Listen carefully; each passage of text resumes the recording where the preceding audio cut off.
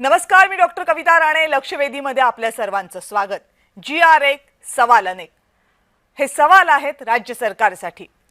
मनोज जरांगे पाटील यांचं मुंबईतलं आंदोलन संपत जेव्हा होतं किंवा आंदोलन जेव्हा संपलं, उपोषण जेव्हा त्यांनी संपवलं, त्यावेळेस राज्य सरकारने मनोज जरांगे पाटील यांच्या हातात आणि पर्यायानं मराठा समाजाच्या हातामध्ये एक GR सोपवला आणि या GR नुसार हैदराबाद गॅझेट लागू करून मराठा समाजातील कुणबी नोंदी असलेल्या सगळ्यांना आरक्षण दिलं जाईल असं मान्य केलं.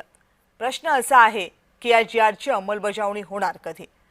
पण या प्रश्नाशिवाय अनेक प्रश्न या GRनं उपस्थित केले. त्यातला सगळ्यात महत्त्वाचा प्रश्न जो गेल्या आठवडाभरापासून जास्त काळ चर्चेचा मुद्दा राहिला तो म्हणजे ओबीसी समाजाचा या GRला असलेला पूर्णतः विरोध. हा विरोध फक्त ओबीसी समाजापुरता नाहीये, तर सरकारमधले ओबीसींचे मंत्री नेते हे सुद्धा या GRला विरोध करतात. छगन भुजबळ यांनी या GRला विरोध केलेला आहे. मुंडे बंधू भगिनी या GRला विरोध करतात आणि इतरही अनेक ओबीसी नेत्यांचा या GRला विरोध आहे. हे सरकारसमोरचं पहिलं आव्हान.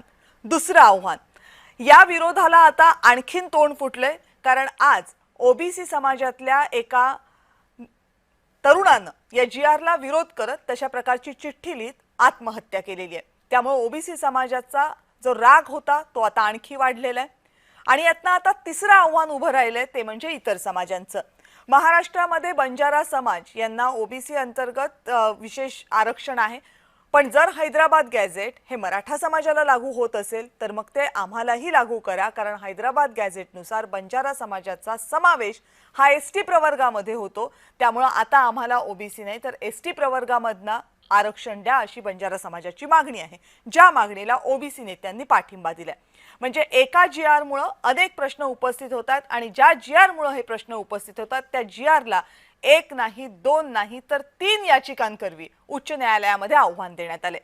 म्हणजे या GRच्या बाबतीत हा GR वाचवायला जावं तर बाकीच्या सगळ्या आव्हानांचा सामना राज्य सरकारला करावा लागणार आहे, ज्यामध्ये सरकारमधलेच मंत्री राज्य सरकारच्या विरोधामध्ये उभे आहेत.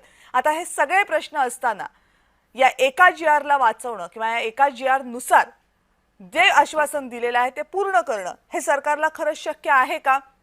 आणि या सगळ्यातना राज्य सरकार मार्ग नेमका कसा काढणार असे अनेक प्रश्न आहेत.